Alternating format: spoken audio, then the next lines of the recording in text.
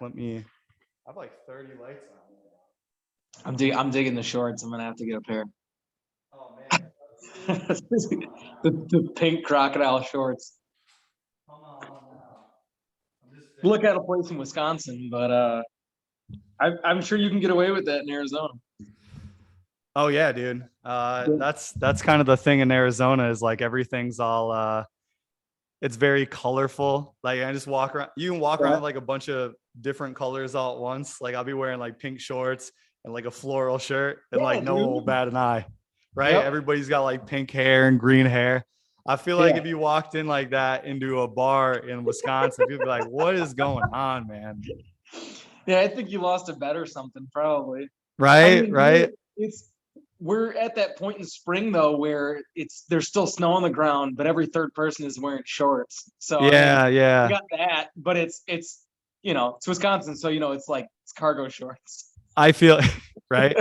I feel so bad talking to everybody because I'm like, this is the time of year where everybody's like their mood and their just how their body feels gets like so messed up because the weather's all over the place. Yeah. I'll talk to them and it's literally just the same conversation with everybody.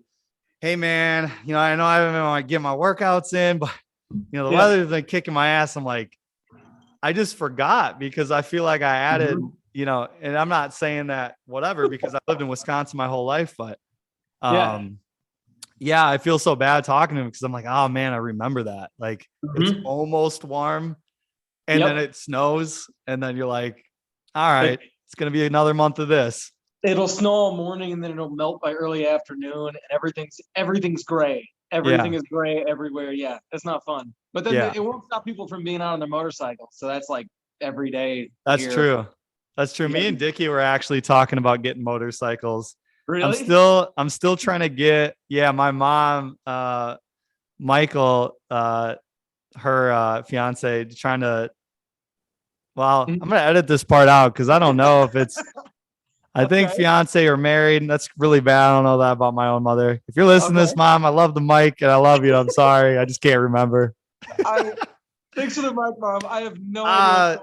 So this podcast is done. I look like a real piece of shit. No, but anyways, he has a motorcycle and she goes, well, ask him if you can have it. I'm like, yes. Ask him if you can have it. Please ask him. Dude, that's the kind of hookup that I need. Is I need to be able to just ask somebody if I can have their motorcycle. Hey man, you mind if I have that Harley? Like, yeah, no problem. But dude, riding a motorcycle, I imagine here out in the desert is gonna be awesome. You feel like you're in like a Western, Dude, I feel like I'm fucking Clint Eastwood just going down a stretch. And did I ever tell you about the motorcycle that I got? No. Okay, so this is my biggest like blue balls moment I think of my life is I've always wanted a motorcycle and I got one and I worked all summer, worked my ass off, and I got this motorcycle and it was a little bit older, but it was like well kept and it was fine. And I bought it, spent like $2,000 on it, it was a little like putz around with it. As soon as I got it back home, it broke. I didn't get it. I got to ride it back to my apartment, broke.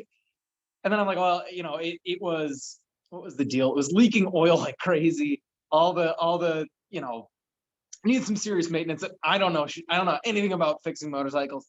Like, okay, got this motorcycle. I got to ride it once. Now I got to sell it. And I got lucky because one of my dad's friends goes, hey, I fix up motorcycles and I just fixed up a motorcycle that's exactly like yours. Yeah. I'll trade you. I'll give you it's $500. You give me the dead motorcycle. I'll give you the new one. I'm like, sweet. And I got it. And then I found out we were pregnant. I found out we were having Aria. And I had to sell the motorcycle. I rode that one time. I never had a motorcycle license. I ran around the parking lot a couple of times. And I was like, this is the coolest thing ever. And then I sold it a week later. And I regret it. But it's like, I need the money. I was like, Yeah. So it was a year of having a motorcycle and riding it twice. And that's amazing. Sell it. I was just about to ask you, why haven't I heard about this motorcycle? But it all makes sense now. Yeah. Probably a sore subject. Yeah. Hey man, you want to take a ride?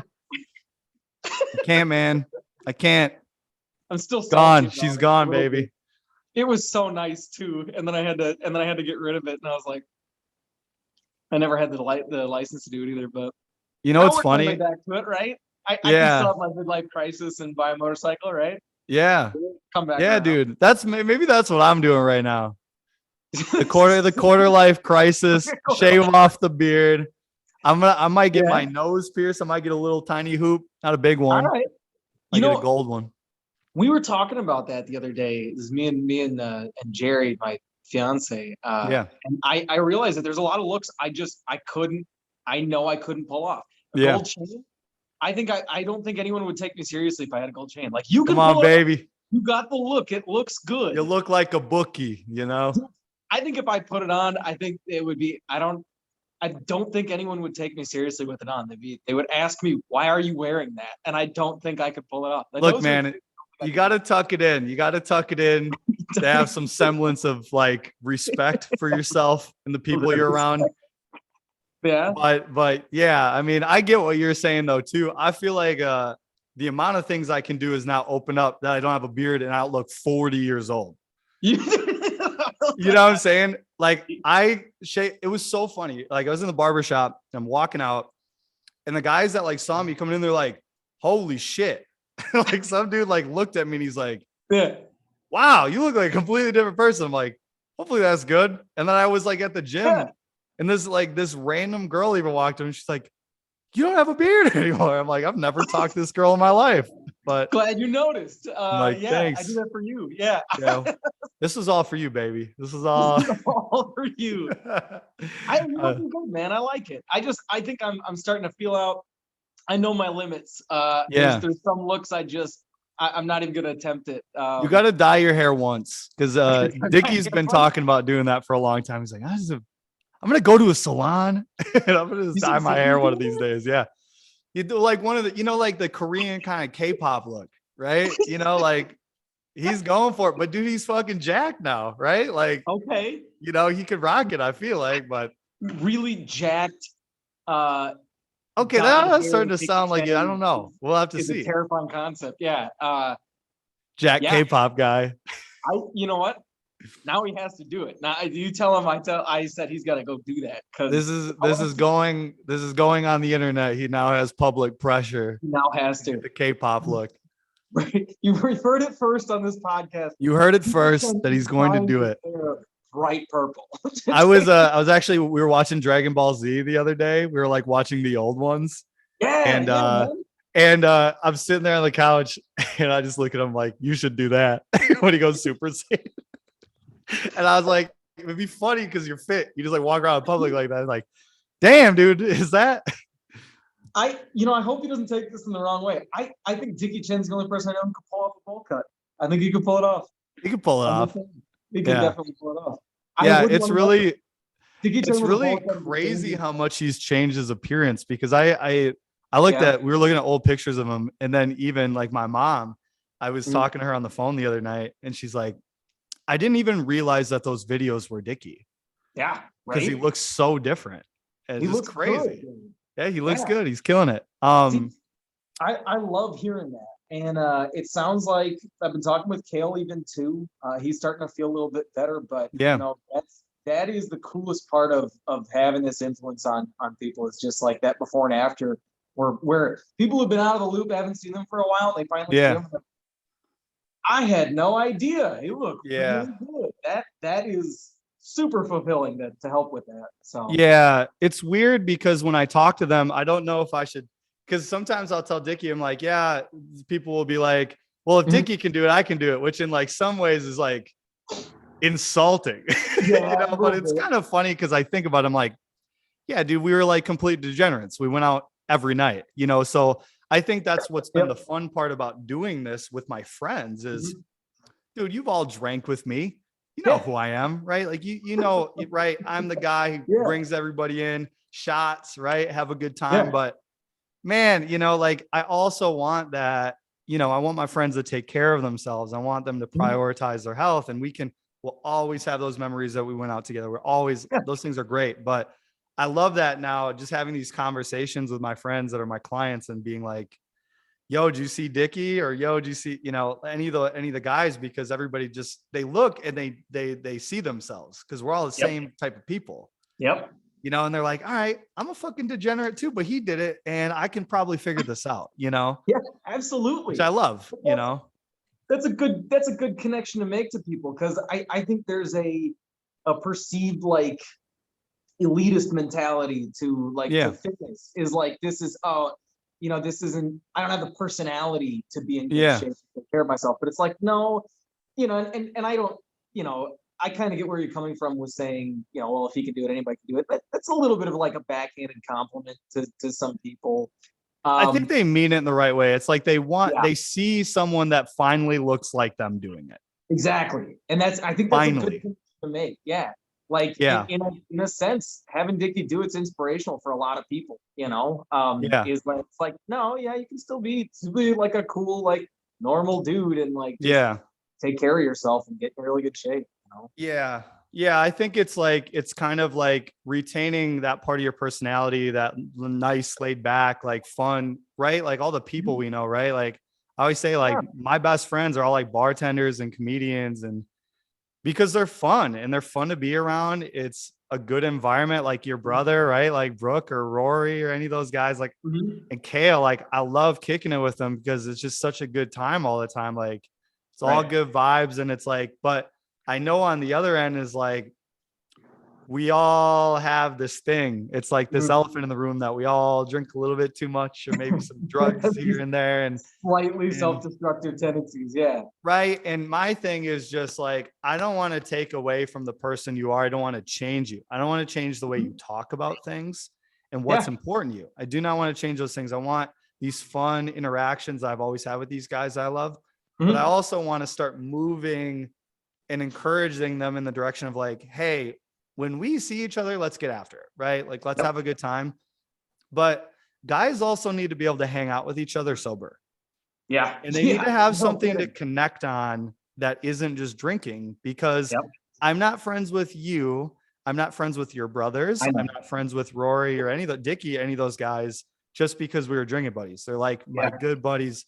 I love them. I want the best for them. So Mhm. it's trying to move that continuum along and go, these are great memories. We will always have these. We're going to Yep. make more, but let's focus on this too, Well, and I think even with that, I think that's a deeper sense of caring about other people just in general. Like if you have friends that you care about, you know, it's okay to go out and drink with them. Like that's totally fine. Yeah.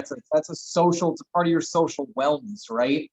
But you can't really say that you care about your friends if you're totally cool with them, like Fucking going on there. Yeah, and going too far and you can tell yeah, it's hurting them, right? right? Yeah. Like I Okay, love you, and it's I love hanging out with you, and we'll drink a little bit too much sometimes, but I want you to live past, yeah, 60. Like I don't want you to like, exactly. you know, yeah, Exactly. And I don't no, think guys talk about that enough with each other, right? Like it's all just like it has to be this bullshit. And it's like, dude, and we won't go into it, but it's like I've lost people to just drinking themselves to death. yeah, And I yeah, look dude. at it, the way we drink, right? When we're all together and the way we do things, the way we did things more so, right?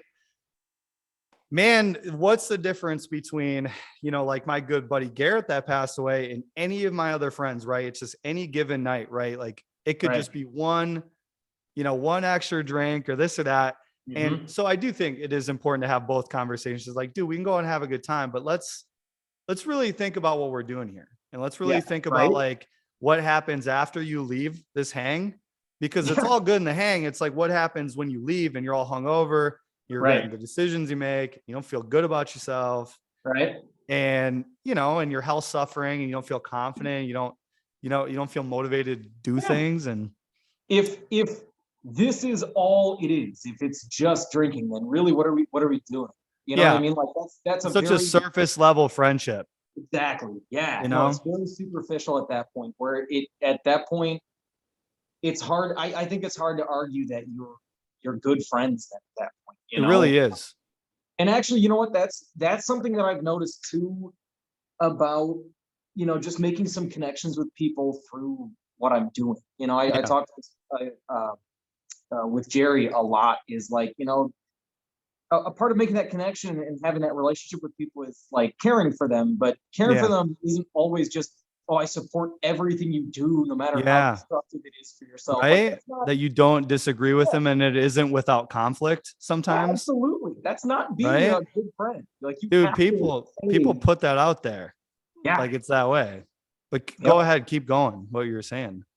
No, I think that is, I think it's an important maturity level in how you view your friendships is just Yeah, real that like you can have that. Like I'm, and again, like I still live in Wisconsin. We still drink. Like we just were out the other night with sure, a friend's birthday sure, party.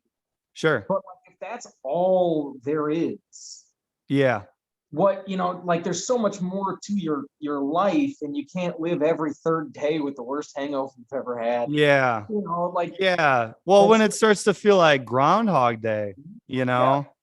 I felt And that way too. I was talking to a client, just like when you drink like that every weekend, you can't get any sense of momentum in your life. And I'm not yeah, saying it to judge anyone, right? Like I'm not putting yeah. myself on a pedestal. I get down, baby. Like we go out We've and have been a there. good. Yeah. I've been there. I'm saying it from experience. Is like I didn't feel sort of any sort of momentum until I stopped doing that every weekend. Mhm. It's not like you can't have a day out here and Yep. there, but dude, it's so hard.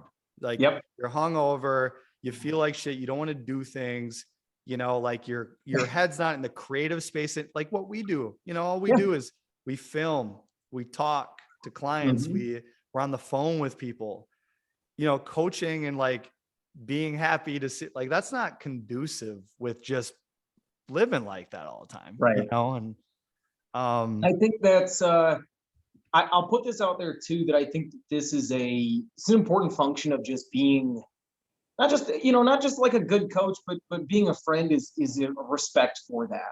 yeah, Like you said, we're not trying to like shift people's personalities, like, and sure, hey, you need to be a different person to be yeah, healthy. Like you don't need that, right? yep, But you do need to, like, as a coach, encourage people to kind of broaden some of their perspectives a little bit. yeah, And that reminder, like we're saying, is like, what happens when we leave here, right? Like you said, yep, is this all you have going on? yeah, I'm not going to name names. I know a few people who are kind of saturated in some of that environment where sure, that is all they have, right? right, And I yeah, feel they're like just making that connection with a friend or making that connection with a coach that kind of gives you just that little bit of momentum to maybe start considering, hey, like I do want a little bit more out of what yeah, I'm doing on a daily basis, right? Maybe I don't want to feel as miserable sure, with hangovers or finances, whatever, right? yeah, But just having that encouragement part of saying like, hey, I'm coming to you as a friend. We need to start making some changes a little bit. Like, hey, yeah, I'm here to help you, and maybe I'm not going to force you to, but I'll be a part of that like I'm intentional going to community extend that a keeps hand you to out. you and I'm going to provide the path if you Yeah, if you would like it, I right. won't judge you with how you navigate it, but if you're with me, I'm there for you. Yeah, absolutely. Yeah, And I think with that too is just that also respect for the fact that not a lot of other people consider that context, that they don't. I think a lot of people have that like bystander effect of like, well, I'm not gonna help them kind of break out of this rut. Somebody else is gonna, they'll yeah, I've actually heard some people kick back and say, well, they'll hit rock bottom at some point, and then they'll start making yeah. changes. It's kind of like, oh, why don't you just kind of encourage them to break out of that Just cycle? start thinking about stuff. Right. Awareness. That's And, that's huge. and I think that, again, like I'm not trying to shame anyone else who, kind of kicks back a little bit, but I see it that way as a coach. Is like, no, like you have the opportunity to kind of connect with them and be part of the engine that creates change. You can Yeah. kind of encourage that little bits here and there. Because I know, and we were talking about like how I got started into training. Yeah. You were pretty influential to that. I think if I look back at where I was at any time, um, I don't think I would have made some of the shifts towards wanting to do my own thing if Sure. I didn't see other people do it. But I'm Sure. seeing other people do it to success, and I'm seeing how fulfilling it is for you. And I'm realizing that I can make better change but I'm seeing it, right? I'm seeing Yeah. other people on a little bit of some of my day-to-day environments changed enough for me to see it. And Sure. that gives me a little bit of hope that like, oh, okay, maybe I don't have to like kick back and just work the same job forever. Yeah. Maybe I can actually make some of the changes that I want to make in my life. Yeah. And yeah, I just think that that's super important to, like, as a coach, and but even like as a good friend, is remember that Yeah. like they might not have anyone else who's kind of encouraging them to do that. Yeah. Yeah. That's so true, man. I think about that. I think about that all the time when I'm working with people, is like, I wonder, and I do, a lot of the people that work out with me that are my friends, I wonder if they would ever get into any of this stuff or even start thinking about some of these things if it wasn't attached to me and my friendship and my, they know I'm like looking out for their best interest. Do you know what I'm saying? And I look at it like too, is like, I think this is why it's so cool that there's so many different coaches from different backgrounds, because it's like, I look at like, I would not trust anyone else coaching my friends. Yep. Because it requires a lot of soft touch, because you want to encourage them enough to get them moving in the direction they want to go, but you don't want to give them too much, right? For wherever they're at, you want to meet them where they're at. And you also have to really, really watch how you talk to them. Like, Yep. you never want to be talking down to your friends, your clients. You never want to be putting yourself up on a pedestal because I stopped doing these things. It's like a dance, Yep. and it's like, there's no perfect way to do it. But I just, in my head, like you were talking about being the bystander, just being like, well, they'll figure it out sometime. No, those are my friends. Yep. Fuck that. Exactly. Like, I realize, as much as I can be such a negative influence in the end of like, shots, let's go drink, we're going out again. Kale told that story, right? Knocking on his door in the morning, head on the glass, we're drinking, wake up, and I do those things, right? Like, not now, but I know that I have the same ability to impact them in a positive way. Yeah. And I'm still both people. I won't ever act like I'm not simultaneously both people. And I think that's what turns a lot of people off to fitness, because the only people they see doing it are people that have just lived these healthy lifestyles their whole life. And they're like, well, I'm not going to drink a kale shake for lunch and do this. And everyone they're looking at looks nothing like them, and their lifestyle looks nothing like something they desire. And so I am like, I'm trying to construct it in a way where you're like, look, and especially for the guys, is like, a lot of these guys I have are single, some of them aren't, but it's like, look, man, if you want to go out, maybe there's nothing wrong with training purely for looking nice when you do go out. Right. And right. if that's the only reason you stop drinking as much, a little bit, I don't care what the reason is. I just want to help you. I just want to be there. I think I was thinking about this the other day too. It's a way of being able to connect with people too, is like you said, like seeing somebody who is, hey, that's me. I can visualize that, right? Sure. I noticed this thing on actually, I was listening to your podcast and talking about you mentioned like Let's go. Yeah, plug that podcast, baby. No, I'm plugging the podcast we're currently on the podcast. Yeah. If you guys haven't listened to subscribe podcast, it's definitely worth a listen. Go ahead though. You mentioned doing like a social media cleanse, right? Yeah. And I noticed that, within my social media, I follow I did follow a handful of pages that were like motivational ones. And again, whatever the thoughts on some of that is, I was trying to surround myself with a little bit of some encouragement, stuff like that. Sure. And as a part of that, I noticed that, in my feed kept popping up, like financial advice and things like that. Right. Which is fantastic. But I noticed that it bothers me to absolutely no end, people who grew up in a rich family trying to give me financial advice. Yeah. Like, I don't care how good it is. You might actually have the perfect pathway to financial success. If you're telling me, what was the one, the guy's like, well, I grew up in times were tough. I worked for my dad and I was making 50 grand a year. Right. Like the opportunity of just being able to work for your dad. Right. And make 50 grand and live at home. Are you kidding me? If you weren't wealthy at the end of that, you're a loser. I'm sorry, man. Like, you've already lost the connection to me by telling me that that's where you're coming from, and I think that if you can connect with people and just be like, look, maybe I haven't walked exactly, a mile in your shoes, right? But I Yeah. struggled with it, Yeah. and I can empathize with it. We can make some of that connection. We can talk about Yeah. how this is not for the elite people. You can actually make more connections. You can make better change, because that's Yeah. what people want to hear. I don't think I'm alone in that No. point of No, it's that, very right? human. It's very universal. It's a very Yeah. universal feeling. I don't aspire to look like every fitness Instagram trainer who's Yeah. shredded year round. Cool, great, but you know what? Look, health has to have its place, as in being a parent, and I want Sure. to get strong so that I live well and I age well, right? Yeah.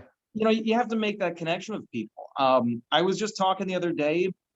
I brought on a new client, and the connection that we made was, she talked about, since she has had her kid, um, fitness. She used to run a training business. Just Sure. fell off the back burner. She's put on more weight than she's comfortable with, and she's like, I just don't feel like myself, right? And so Sure. part of some of that connection we made was, hey, when I had my kid, I took a year of like not being active at all. I felt Yeah. miserable, right? Because you can actually level with her. You're not just saying, you're not just nodding your head and go, oh, I get it. No, you Yeah, lived it. yeah, Maybe not the parent, not maybe not the mothering part, but yeah, exactly. You have yep, the context to empathize and you understand her in some absolutely. semblance. Yeah, and Yeah. and it's you have to have respect for that, like, I'll put this out there too. You know, I've never been massively overweight. So when I'm Yeah. talking to a client who maybe does have some significant weight loss that they're looking at, I'm okay mentioning that. Hey, look, I have not walked in your shoes. I have not Sure. had to do, on a personal level. Um, but then again, I can also be a resource. I do know some people who have made some of those changes, and I can put you in Sure. contact with them. And if some of that is inspirational to you, again, I'm Yeah. taking, You're trying to I'm connect them having, with the right people.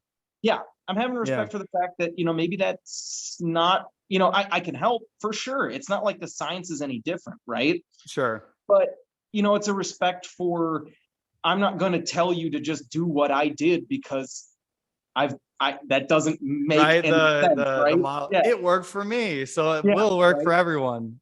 Yeah. So, yeah. So just in case you're wondering, the secret to being, successful and rich is work for your parents, make 50 grand Yeah. a year off Right. the fence, live at home. Yeah. I love that because I have that kind of experience on the other end as you were talking about the parenting thing. I have that with I think that's why I identify so well with like a lot of our friends and a lot of guys that are just getting out of college Mhm. because I've had that point and I think that's why like it's so important to me is like I know I was a trainer and I was about 45 to 50 pounds overweight. Yep. And I know how that felt. I had all that knowledge and I just wasn't acting on it. And I always feel like that's why it's so important to know that like more information isn't always Yep. the solution for everything because I Mhm. knew all those things.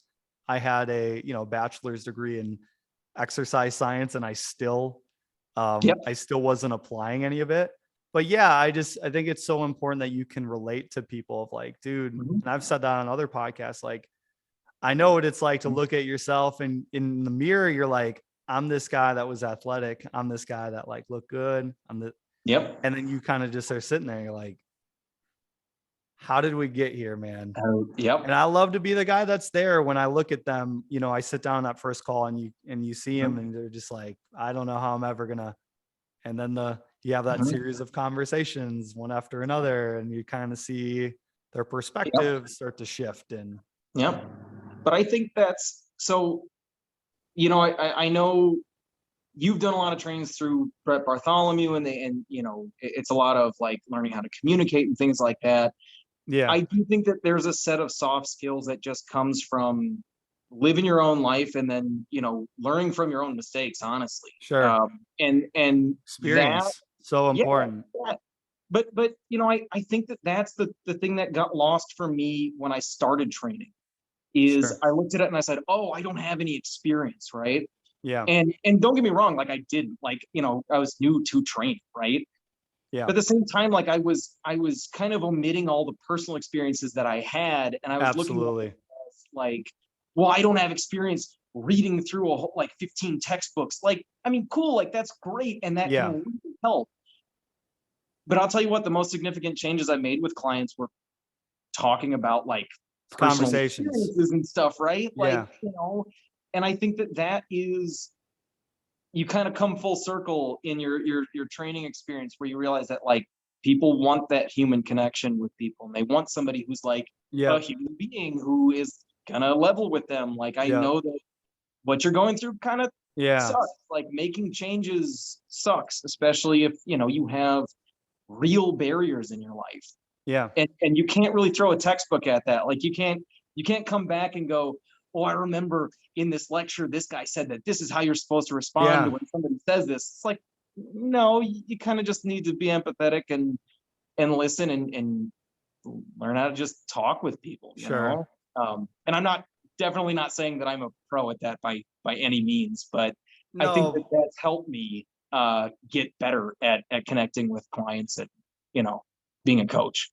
So Yeah. Yeah. It is important. And I'll say this as someone that, in the past, I really was and I still am, right? I read a lot. If you look at my Kindle, I'm one of those guys that would sit there and read textbooks and stuff. But I'll tell you that I felt like the further I got into my coaching journey, I realized that like at some point, enough to get someone pretty fit, right? I right. can, I Yeah. can, I can improve your performance. I can make you healthier. Mhm. I can make you fitter. Yep. And it doesn't need to be that complicated, Yep. so I think trainers will pour their whole continuing education curriculum into what's the next, exercise I can learn, what's the next periodization model I can use, what's the next Yep. piece of equipment I can use. And they are just not realizing that the most important thing for the people in front of them, they don't give a fuck about the equipment. They Yeah. they don't care if you can explain different periodization models to them. Mhm. They don't care. They do not care. They care about that you are like genuinely invested in where they want to go and that they feel heard Yeah. and you can level with them. And yeah. I mean, you're right. I mean, I was saying that too. I there's some people that I train and that don't hit every workout, right? That's very normal. Yeah. But I still think they're getting better if they show up and we have a conversation, because I think Right. that's the way fitness for people that aren't just, fitness nuts, right? Like that have always been into it. And God bless those people too, right? I got Yeah. nothing Oh, for against sure. that either. Mhm. But you can't, for people that don't look at the world that way, that is not the way they like to consume fitness. And you have to look Yep. at any win, even just showing up to a call is a Mhm. win for people that haven't worked out a day in their life, right? Yeah. I think it's everyone's so caught up in the pursuit of what is the most optimal approach that I can take that Yeah, you discredit the fact that most of your progress is imperfect to begin with. So yeah, then, maybe you have to, like, yeah, don't get me wrong, like you could have, is this training progression technically more optimal? Yeah, I mean, yeah, okay, yeah, I'm not going to dispute that at all. But whether or not they'll do it is kind of the entire gist of what yeah, makes change. And it's also like, we've talked about that too, is what is the real end goal? If you're trying to get up yeah, on stage and you're trying to set world records and you're trying to whatever, all right, sure, look, then yeah, we have to be on our A game. But for 99+% of people who never plan on competing or never plan on sure, getting on stage, you just have to make sure they keep doing their workouts and they don't hate themselves while they're doing it. You have to yeah, make sure that they're eating well and they're enjoying the experience of learning how to take care of themselves. yeah, And so, like, yeah, could your approach be a little bit more optimal? Sure. And I'm not, you definitely should always be expanding your knowledge base for sure. But you have to just make the connections, because that's like the single most important thing that drives change, yeah, I'll be honest, a lot of the changes that I've made here, I've had you kind of kicking my ass the whole way, and not in a real way, but you've been the encouragement to kind of get the ball rolling and have it keep rolling. I needed that. You know what I mean? yeah, And that's why I believe in some of this. I think that we're kind of on the same page with a lot of that. The other thing I've noticed is this: Yeah. And this comes back to working at any time. Yeah. A lot of like commercial gyms will tell you that, or when you work there, they'll tell you that you need to be a cheerleader, right? That's what they want in trainers, is somebody who's super motivated and fun. And Infomercial guy. yep. And Yeah. in my experience too, I've even had people tell me point blank, I do not care about their knowledge base. They just want somebody who is all smiles all the time, all energy all the time. Yeah. And as much as like at the time I wanted to shit talk that and be like, well, you don't really know, blah blah blah. And to my credit, they did not know what they were doing, right? But they were able to make change with some people. So if you keep that in the back of your head, that like there are some trainers who are finding success with clients with significantly limited knowledge base. Yeah. Then it's like, why don't I know what I'm doing, right? Yeah. I just need to put in the work, and I have to make these connections with people. Absolutely. And, I as much as I absolutely disagree with the idea that you should be a cheerleader, it's just remembering that some people just need somebody to be there to encourage them and hold them accountable. And that is the driver that gets shit done, Yeah. Well, I always like, I referenced that in one of my last podcasts, was like talking about like conversations with my grandma. I wonder, and she was always like this really, and she still is very like, very positive figure and encouragement in my life. And I would always wonder, as I started to kind of get myself out of my shit. Yep. I wondered as I do these calls, how many people have someone in their life that do that for them. And that's why, even in the structure of the calls, one time a week for 15 minutes, I won't compromise on like that being a piece of it, because I think that's what it is for some people. Some people just need to know that someone's in their corner, and eventually they're like, okay, they've, fitness, whatever, I'll do the workouts, but like, it's nice to be connected with someone that genuinely like knows your story. Yep. They want to get to know you. It's not just surface level. Like, you're just here to work out. I hate when people say it's all business. Like, yeah, I mean, when you're in the weight room, right? Get your work in, work hard. Yep.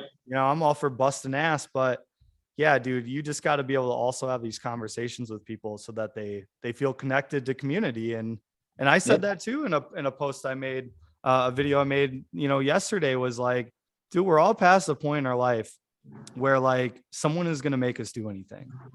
Yep. But one of the really important things that we like can keep in our life to make sure that we are staying accountable and we keep showing up is like community. We had that with our parents, friends, our teachers, our coaches, growing up. And I feel like that's something we really lose, is that community as we get older, we move into our adult jobs and things like that. We have to have a place to connect. Absolutely. And I'll say this, if there are any other trainers or coaches listening to this, if you want the highway to having people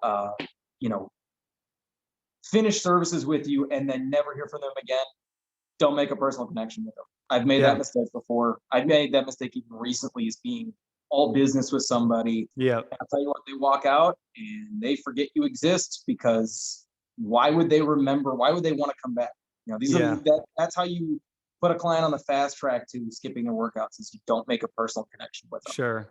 Well, and just don't make the experience enjoyable or things they like, Yeah. Exactly. I think that's a thing too. I think the reason why a lot of people end up dropping off in certain fitness programs, you're not listening to them. Yep. I was talking about to one of my friends yesterday in one of our coaching calls. And when he first started training, love this guy. I used to live with him in college. And, but he just started working with me probably, January or so, and he's getting ready for his wedding. But yeah, when he first started, he wasn't hitting any of his workouts, but he kept showing up to our phone calls. Yep. And you can work with that. So the thing was, what we figured out was, after a while, after talking to him a few conversations, right, 15 minutes a piece, right, I figured out that he just didn't enjoy, because he didn't have any equipment. He was training at home.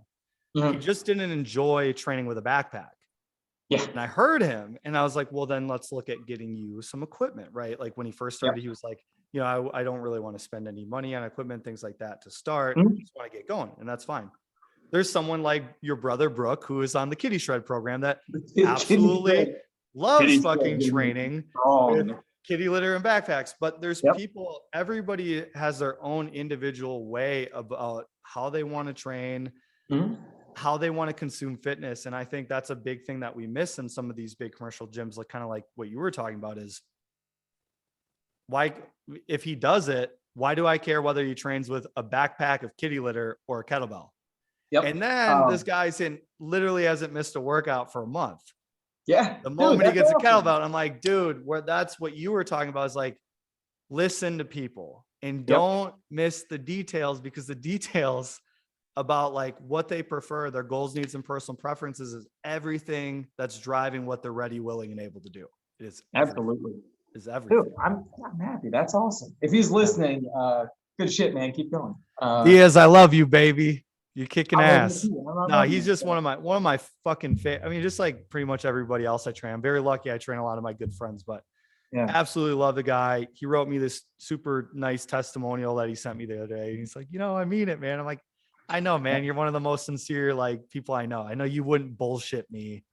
Dude, And that's so cool. yeah. And so like that, I think that too, and I'm saying this from a selfish perspective, and I understand this. I've been working through some journaling stuff that's more for me. And it is kind of like digging at like, what are some of the deeper reasons why you want to do what you do, right? Yeah. And the more I think about it, it's not. I mean, don't get me wrong. If I had a chance to work with professional athletes or bodybuilders, whatever, man, absolutely, sure, I would love to do that. But at the end of the day, what I really want to be is I want to be that person people want to come to, and I want to be that resource that helps them make better change. And like you said, like I want to work with my best friends, dude. Yeah, like of course I want to make good connections. That makes it more enjoyable for everybody, and everybody gets absolutely. And I know that sounds kind of selfish and whatever. I want to build my friends for what I'm doing, but what the truth is, I want to be that support system for other people. That's a huge that is really a value that I have with with what I'm doing coaching. Yeah. I want to help people find success like that. So yeah. And you'll find that in time as because you just started, I guess you started recently your own gym out of your home, right? Where you're living now.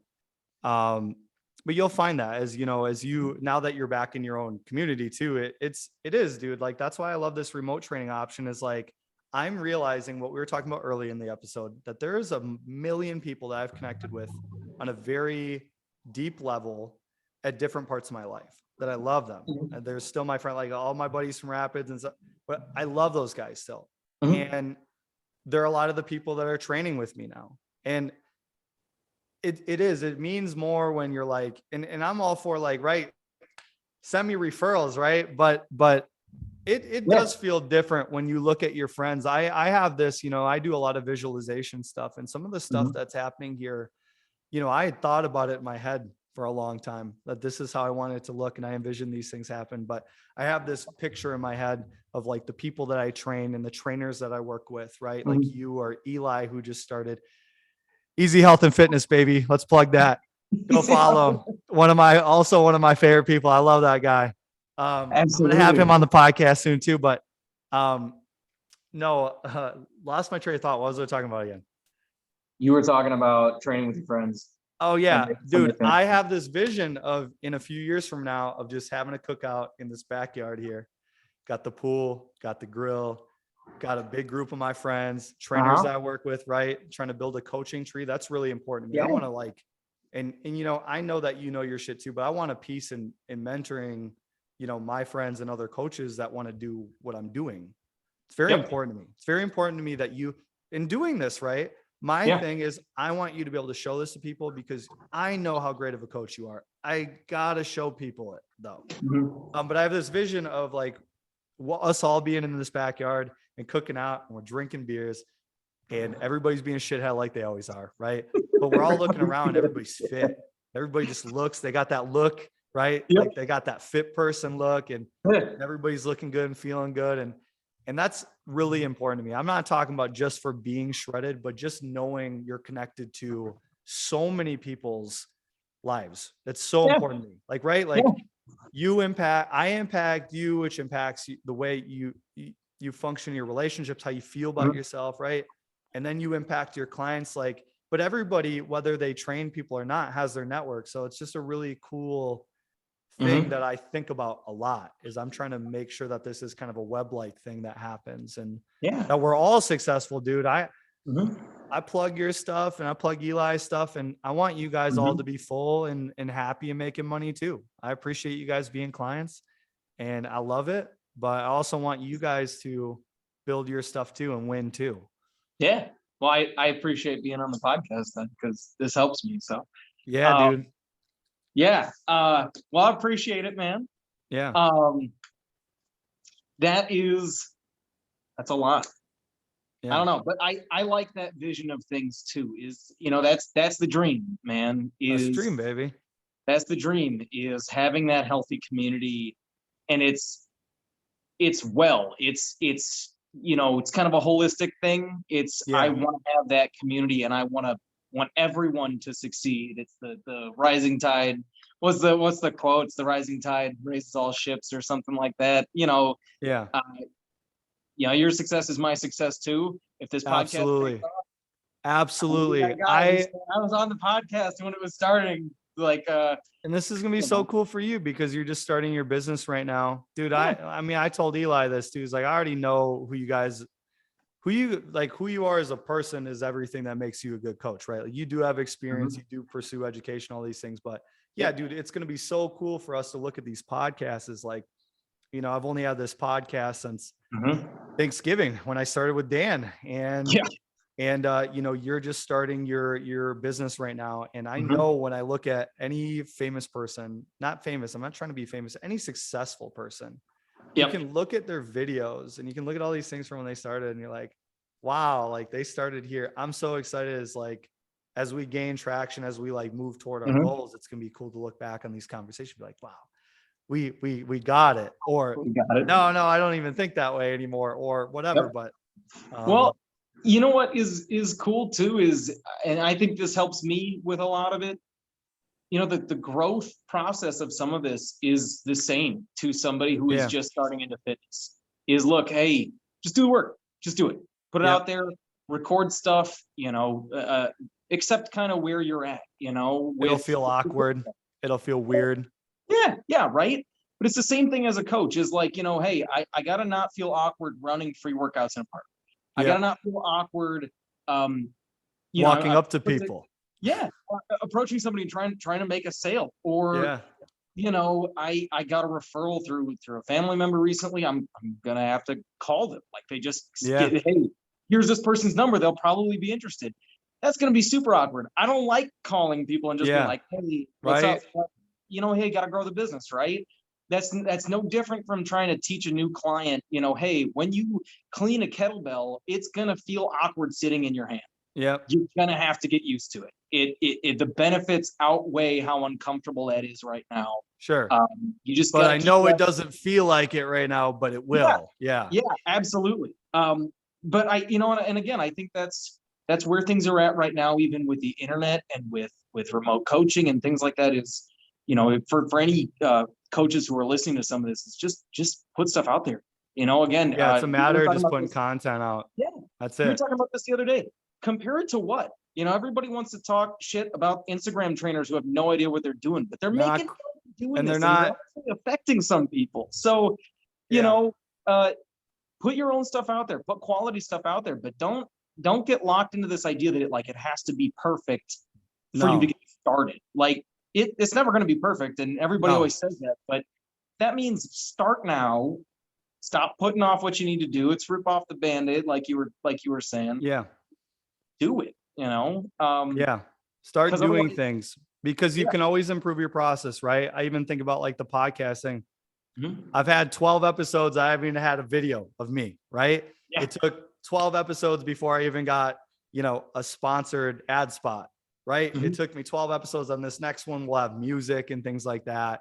Nice little intro thing, whatever, to get this nice mic, right? And get the lighting stuff right. I'm building a little podcast studio in that other room, which is going to be sick, but you have to start where you are. and you're not going to have a lot of money at first, and you're not going to have the resources to do anything other than pull your fucking camera out and start recording stuff. Yeah. And you won't have like I even think about making the website or doing the app or anything that I've done, setting up my backyard, gym that I have out there. I started with one piece of equipment, which was just the power blocks. It's now barbells, kettlebells, whatever, suspension trainers, pull-up bar, all you can think of. Me plugging my services. If you're a Tempe, come train. No, I'm just kidding. But I started where I was. Same thing with the website. When I remember the first day that I published the website and just being like, it fucking sucks. Right. And then I remember, signing everybody up. You were one of my first clients. I love you for that. And, I had about 10 people and I was like, I'm never going to make it in this. I'm never going to make it.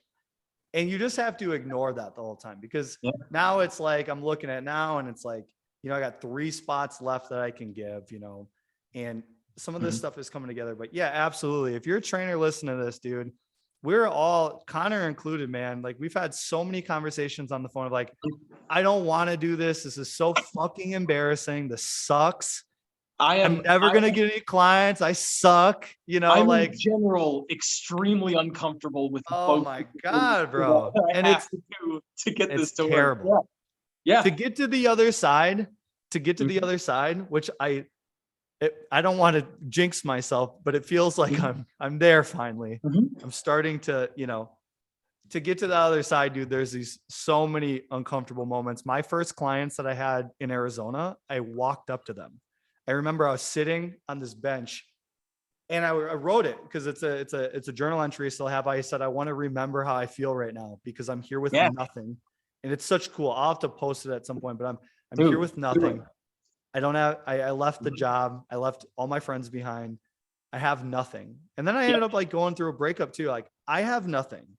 Okay. This is just me. And I'm going to go and walk up to these people and I'm going to introduce myself with no flyers and barely any equipment. And I'm just going to go up there and I'm going to fucking talk to them. I'm going to get these clients because I need to. And if you're starting and you want to make a living in what you love to do, you are going to have to suck it up with no pamphlets and no content and go fucking start talking to people. Otherwise you're never going to get there. You'll never get there. Absolutely. And that conversation with yourself is no different than if you have a client who has no equipment in their house and they want to start making change in their life. It's, hey, listen. And again, like, definitely like say this with some compassion to somebody. Yes. Right. But it's the same learning curve. It's, hey, this is going to be uncomfortable and it's going to be outside of your comfort zone. It can feel overwhelming at points. Yeah. You have to break out of that. But I'll tell you this. So actually, I told you about this the other day, but I'm not going to say it here on the podcast. Yeah. It officially happened. There you go. Put it on the podcast, baby. Putting stuff out on social media. I'm extremely self-conscious of most of the things I've done on social media. But and I actually started an Instagram page. I think I probably started it back in December or something. Right. Didn't do anything with it. I didn't do anything with it. And it was because I was like, well, I put something out there. And then the momentum stalled and I got self-conscious about it. And of course, like it died, right? Yeah. But like, I know myself well enough to know that if I publicly say I'm going to do blank, I'm gonna feel terrible if I don't do it, right? Yeah, you don't have any. Yeah, you lose that lifeline. You got to just get rid of that. Yep. And so I got it in my head. I was like, okay, and you said this too, is just set a deadline, right? And so I was sitting there thinking, I was like, okay, tomorrow I'm gonna post publicly about it. I'm gonna tell people what I'm doing. I'm advertising the business. Yeah. If you live anywhere in the middle of Wisconsin, hit me up. I need clients. What's up, baby? Hey, come to me. Systems, come hit me up. Yeah, but I was like, hey, tomorrow it's real, right? And I remember thinking that, and then I was like working out in my garage, and I'm like, why am I waiting until tomorrow? This is I put posts up on social media all the time. Why am I pumping the brakes on this? Just do it, because then I know tomorrow it'll be real. Like, you have to do it, right? Yeah. Like, so I put the post, and now the momentum's back. Like now putting up posts is like, I don't have to talk myself into it. Now it's like, oh, okay, Yeah. this is the next move because you already said you were going to do this. So there it is. Yep. Yep. So yeah, you gotta break out of that funk. You got to and make stop. yourself do stuff and just Yeah. like you were saying, like rip the Band-Aid off every Yeah. day. What And don't stop- you want to do on that fucking to-do list? and That's the stop first waiting- thing. That is the stop first waiting for thing. Yep. Stop waiting for the perfect context to just do it, because Yeah. you wouldn't want your clients to sit at home and go, I'm gonna wait to get in shape until I have access to an industrial Best kitchen. case scenario, right? Yep. Dude, I was talking to one of my clients this morning about that. Is he goes, it'll be different next week because it'll be less crazy. And I was like, look, I love you, but Yeah. everybody that I've ever worked with, I've been coaching for about 10 years now. It's Mhm. never got less crazy.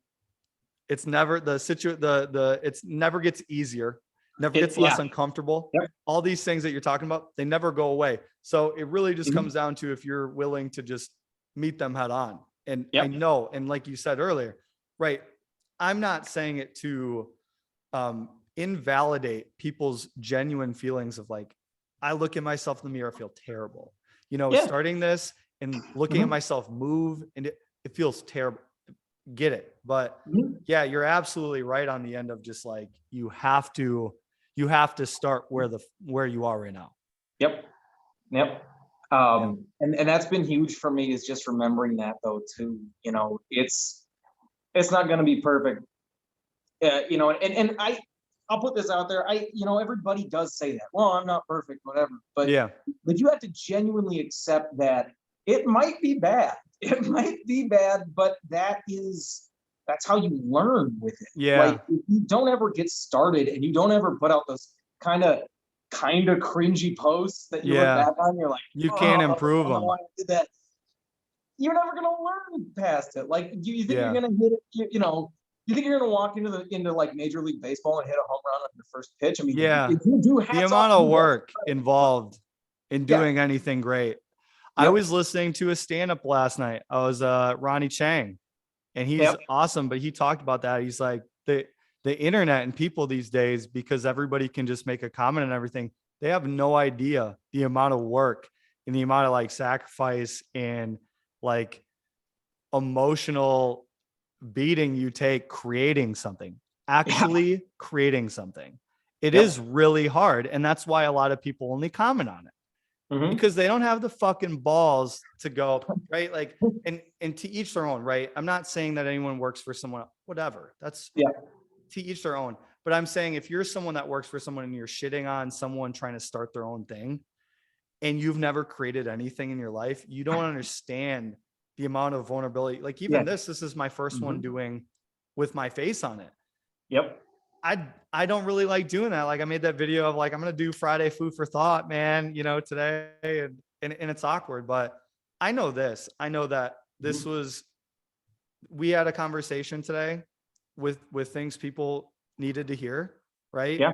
And we needed to talk about, Mhm. and we're better off for having this conversation. And I know that, when we do other ones in the future, and as we continue to put up more content, we continue to build our coaching services, it's just going to get better.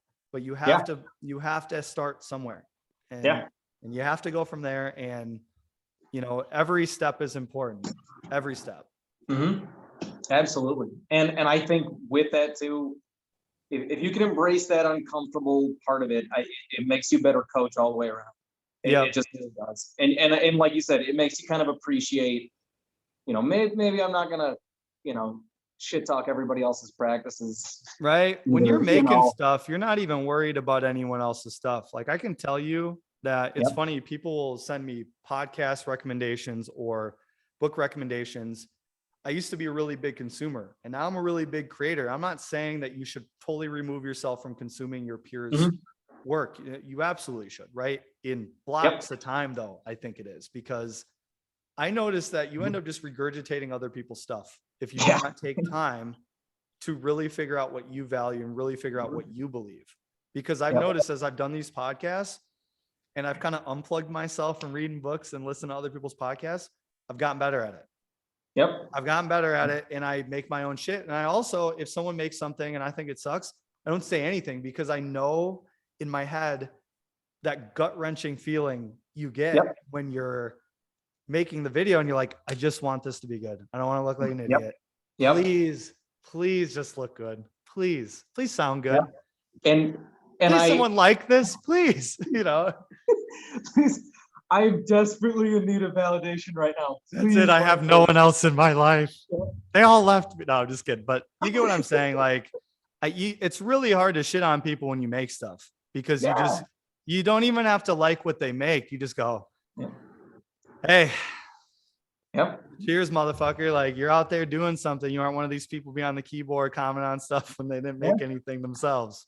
Well, I'll tell you what. If you're anybody who's listening to this and you see stuff and you're tempted to talk shit about it and you're like, come and see us. No. Tell you what, you go do it then. Look, if you see somebody modeling or demoing a workout wrong, you see them, you disagree with their take, just make your own video. Just go do it. Because realistically, I was talking about fighting them. I was saying, come see us. What's up? Come see us.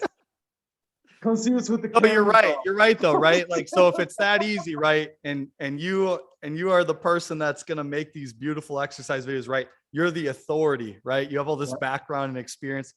Then just make it. You don't have to respond to anyone, right? Yeah, I have my own coaching philosophies and my own approach to certain things. And I still, in other spaces, I can recognize the need for different practices in different contexts. Yeah. Right. Like, absolutely. Just because I don't bodybuild doesn't mean I shit on bodybuilders.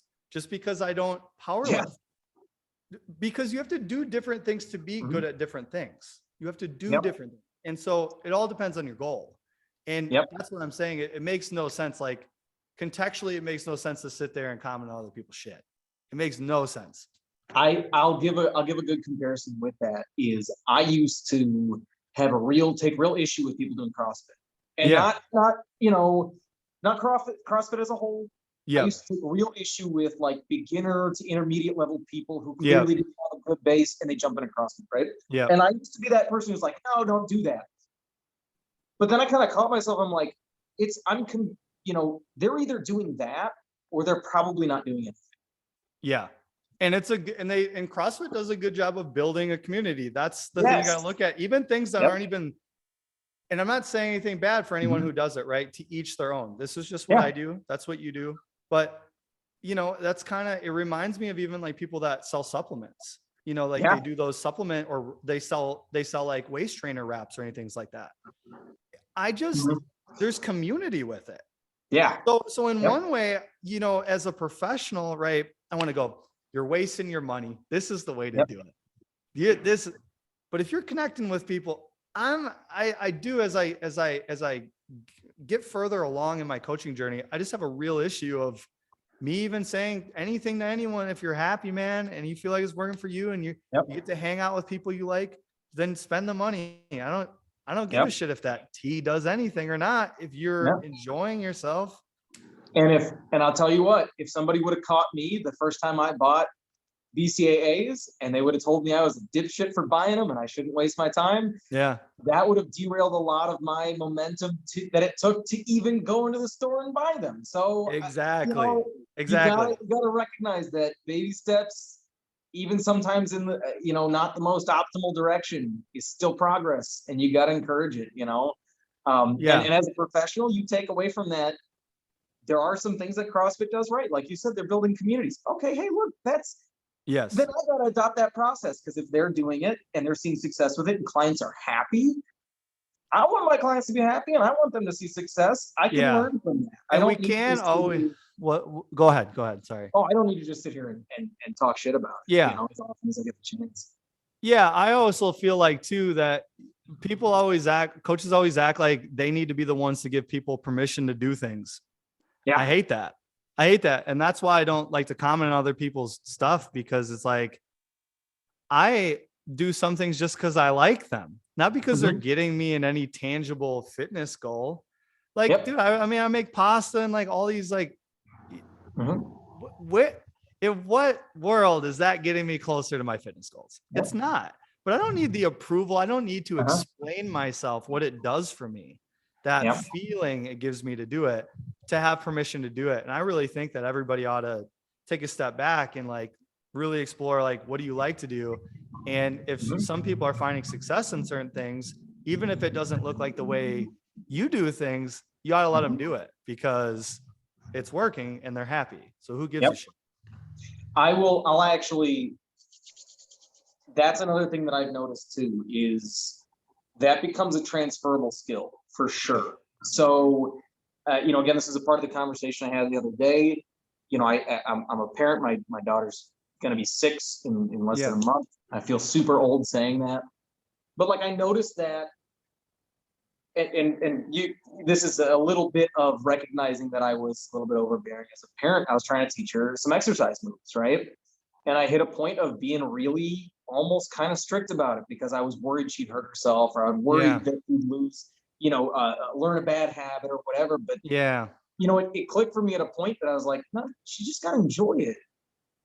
And she's got to like it enough to keep wanting to do it. So, and this is going back a little ways. I've always had her kind of do exercise and fun stuff with me, but like, you gotta remember that it's a growing process, and you gotta kind of pump the brakes with some of that too. And even when you're coaching a client and a move is less than perfect, if you are over analyzing every little thing, and you're like, oh, you could have done this with slightly less back bend, or oh, your feet moved a little bit. And don't get me wrong, like, use your best judgment. If something's out of place, you got to say something, right? Yeah, because you don't want them to hurt themselves. But if it's not going to do that. If you're hitting that point of being, you're trying to make it perfect, that is hugely detrimental to your relationship with the person you're trying to coach. It is. And this is a thing too. If you look for flaws, you will find flaws. You will get exactly what you look for. But if you look at highlighting, and I'm really big on that now, like, I don't care. I'll listen to the client talk. They'll be like, I'm just not doing this and blah, blah. And I'm like, but listen, man, from where we started, you're doing ding, ding, ding. Yep.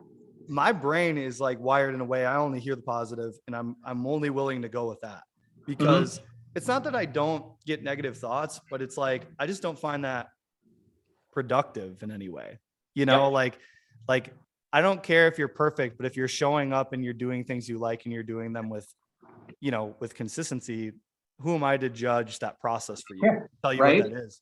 I talked to actually one of my clients about this, talked on this podcast before. My grandma was just always this person where she would just tell me the right advice all the time for years, and I never listened. And she was still there to just listen and be there for me. I don't think like we need to feel like we have to control every aspect of a client's life to get them results, dude. We just have to let them know we're here and give them some ideas and provide the path, but allow them to make that decision for themselves. Yep. And it's not about you as a coach providing all the answers. It's about helping them like make that next step in progress. Shout out to Tyler's grandma. You sound pretty awesome. Yeah, she's great. If this relationship doesn't work out, hit me up. You son of a bitch. It's great because my mom's gonna listen to this. My grandma listens to some of them. She'll be like, "What?" I'll be like, "I don't know." I'm not editing that out. No, please. Well, on that note, no. All right, and that was the podcast, and so I guess Connor's number is specifically, I love that. That's how that's like how the D-Gens like group chat is the whole time. It's like, nice job. I'll try to say something nice. Hey, good job, guys. Let's finish strong this week. And it'll just be like someone like, go fuck your mother. Like, all right. I like always that. Gotta throw that in there. You shared that one on there. It's like, good job. I bet you'll be a bitch and miss the next workout. Yeah, dude, it's so funny. I love that group. See, and that's what I was talking about, like consuming fitness differently, like with those groups is I love that group so much because you can go like in a typical fitness group, it's so obnoxiously positive, right? Yep. No one's funny. Yeah. Like no one's funny and just talking shit. Like the way we talk to each other, right? And I don't do this with every client, right? Like you have to know, you have to be able to read someone and go, read the room. I'm probably not going to tell them I'm going to, do this or that because it'll come off the wrong way. But yeah, like we bullshit and it'll be funny. I'll introduce someone in that group and be like, hey, this is my buddy. He's getting ready for a wedding. He's looking to do ding, ding, ding. And someone like, hey, everybody, welcome to the group. And they're like, go fuck yourself, bro. You fat motherfucker. Like, you know, like they're just like, and it's funny because they like the way we talk. Not in every setting you can do that, but I want to, you know, whatever. Yep. Well, okay. So, and this is just a reminder too. Look, that works. That works as a community. That's a fun community, right? Yeah. But if you went to some, and again, from personal experience, if you went to some corporate training where they were trying to tell you how to interact with clients, Try to they tell explain you these never nuances to people. Never do that. Never tell your clients to go fuck themselves. Never let them. It's gonna come back around like a freaking, you know. Yeah. But and that's where that soft skill set comes in, where it's like, you know, like if you know them and you can connect with them in a fun way, do it. Trust your judgment. Like, you know, that can work. Like, you know. And it's not always going to be perfect either. That's a really nice thing of like doing it with specific groups of people is like, I know this is the way that certain people don't want to be talked to, but they won't be in that group. And that's fine. Yeah. It doesn't invalidate their feeling. I love those groups too, you know, but it's like, you have to be able to, and you're going to get it wrong sometimes. I mean, all right. For example, like I love Kale, right? Kale, if you're listening, I love you. But, you know, sometimes that group chat does go off the rails a little bit, right?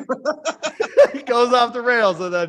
And Kale's fucking hilarious, right? So Kale's just Kale's hilarious. Yeah. There's like, for people that don't know, when you train with me on the app, there's these little completion things in the group. So it'll be like, blah, blah, blah, completed workout A. And it'll be like workout A in parentheses, total body or whatever. Well, Kale will recreate them with different captions. So he'll just do random shit. He'll be like, I ran 69 miles or whatever and just log walking for no reason.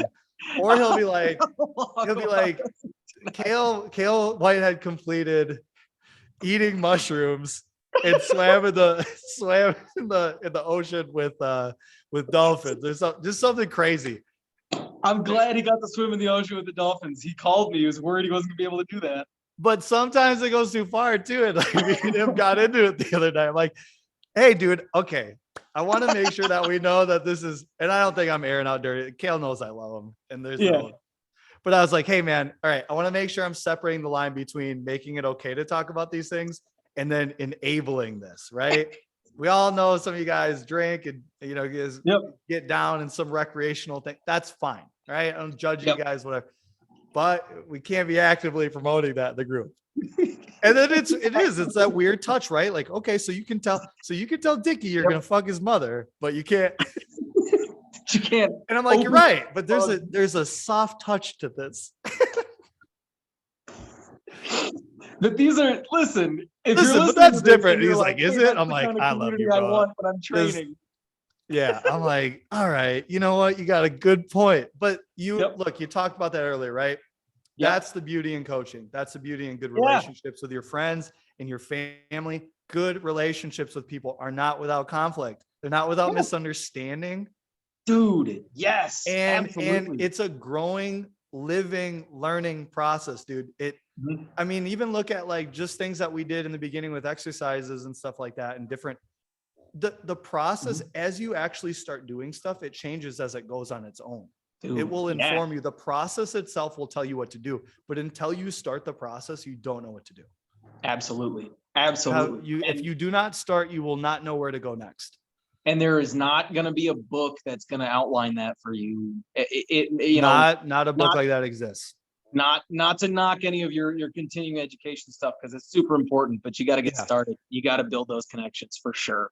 Absolutely. I will say that is the most fulfilling part of coaching, is building that community that you can finally kind of talk some shit with and, you know, and make connections, you know, it's, I don't know, it's rewarding in and of itself.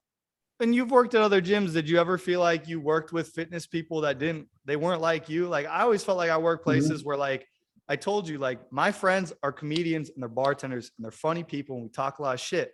And the things we talk about are a little different, right? And it's like all these guys wanted to talk about was just like their meal prep and their workout. And I'm like, I mean, I do that, but I have so many other interests. Like, I love to cook. I love to like go out and hang out with my friends. I love to rollerblade. I love to like, I just started playing piano again. Like, I I love this because I love that this is a place I can bring everybody together, but this is not the only thing I do and the only thing I care about. I Yeah. think that's really important. And I think that community right there is like, it's so big for me because I can talk to someone and they're not just like, well, what do you think about this workout versus this workout or this exercise versus, I don't care, dude. What's going on in your life?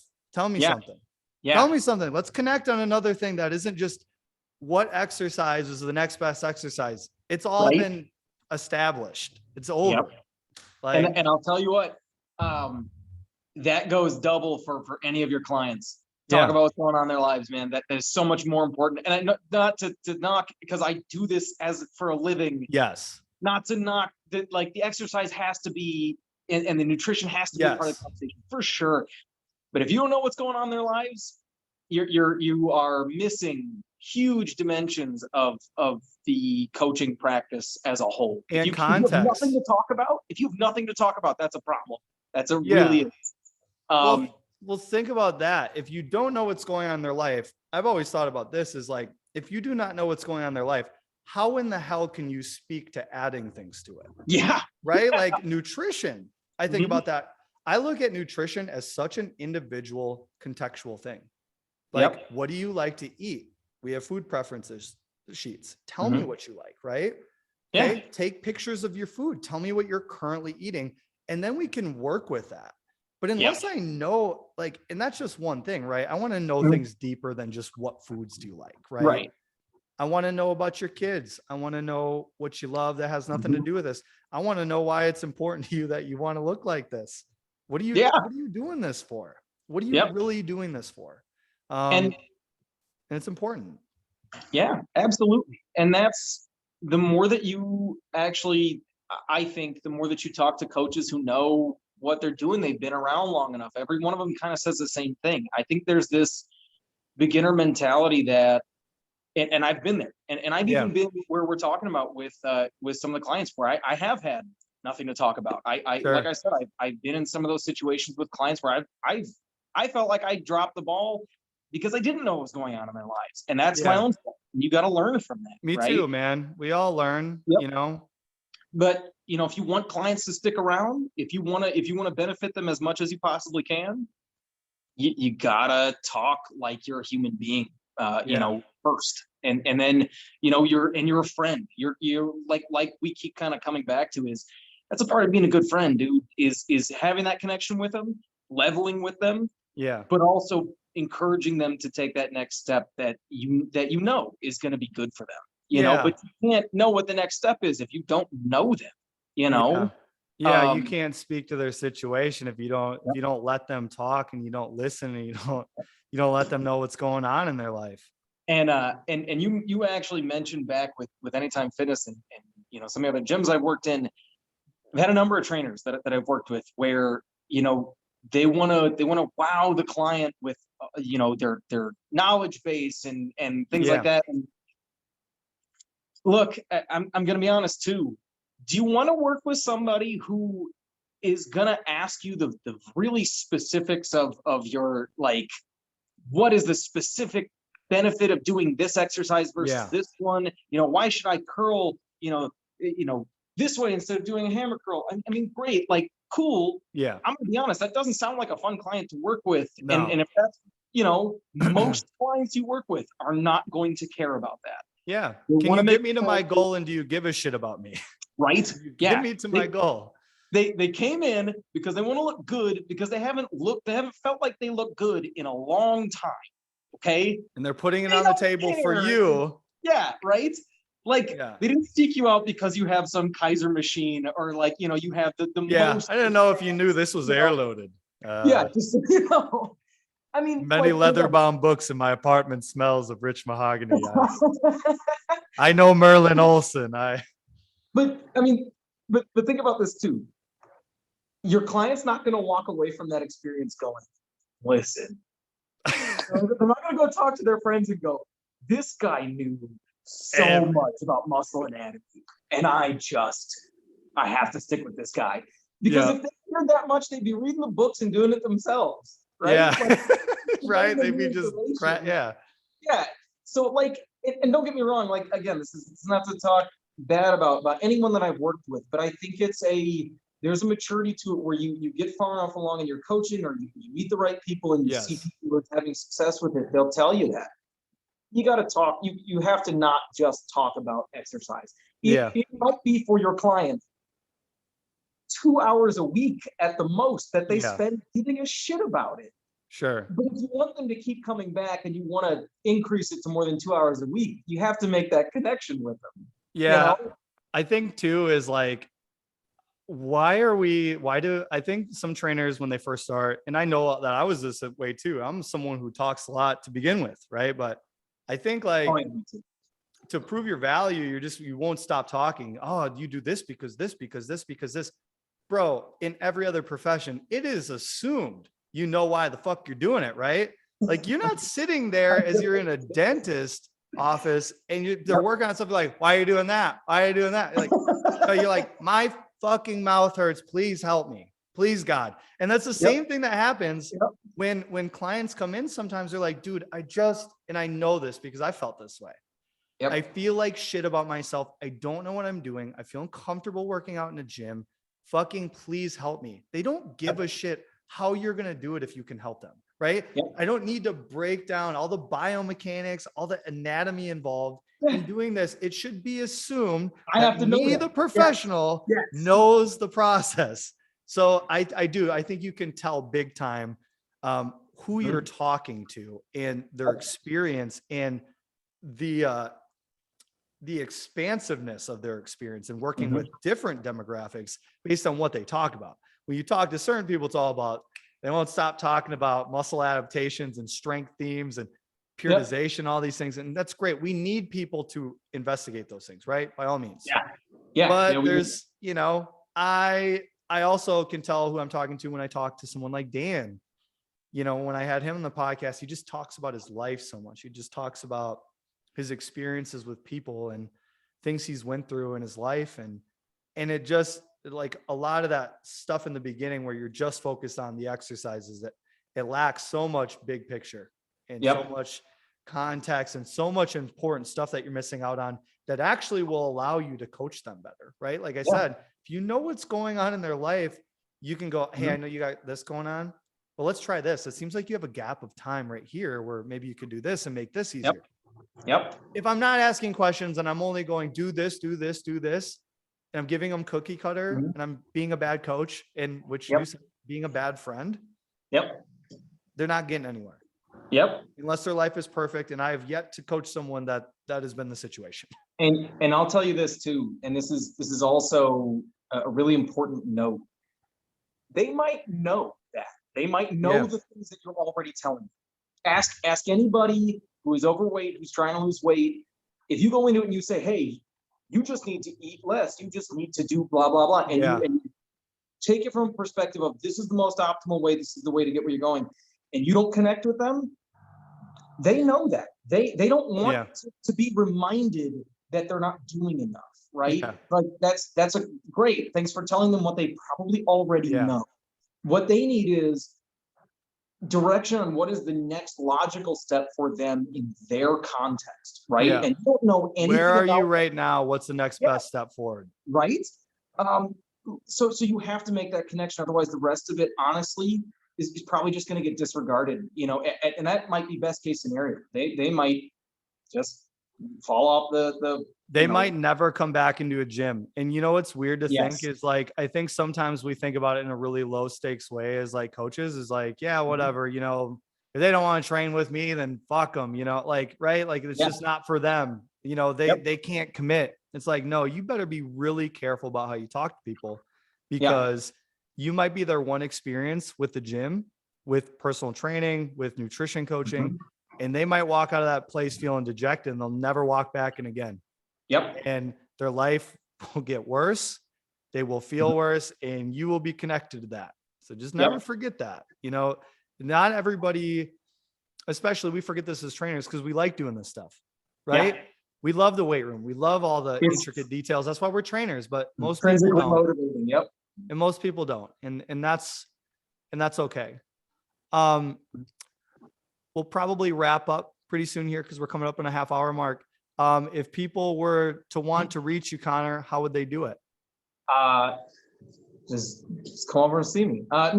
So Yeah, let's hear I'm what putting do all you of my- got for like your social media? Where can they contact you? What Sure, areas sure. are you training in? So I'm based out of Weston, Wisconsin, or Schofield, Wisconsin. They're kind of the same area, but Wausau area too. Sure. And that's for more of my in-person stuff. So Yep. I'm trying to work locally. I'm trying to build up a community here. Yes. You can follow my Instagram at veritable.coaching.systems. And that's only a handful of posts right now, but like I said, I'm adding to it. You're You building. can feel free to reach out to my email. It's veritable.coaching@gmail.com. That's where all of my, client inquiries and stuff are trying to go right now. But yeah, if you're in the area, feel free to send out a message, or if you see me up, I'm going to be doing some trainings, a little bit more publicly over the course of summer. He's going to be out in the parks. Snow here, yeah. He's going to be out in the parks doing what I was doing. Yeah.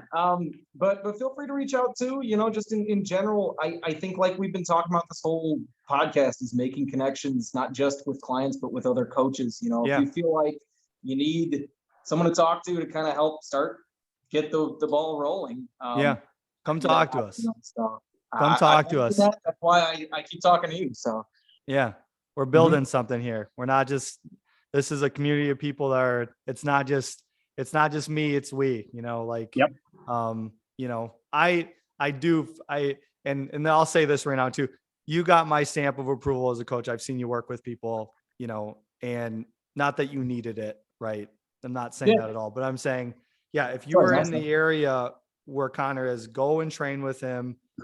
This is a guy that's super dedicated to his craft, super dedicated to getting you to where you need to go, where you would like to go. And he's also very invested in you as a person. Okay. So make sure you go over and check out his social media, and I'll make sure I put that in the notes for the podcast. But yeah, I want to thank everybody for listening today. I want to thank Connor for coming in and sitting down and taking the time to talk with me. We will talk soon, and you guys take care and have a great rest of your day. Absolutely. Thank you for having me on, Tyler.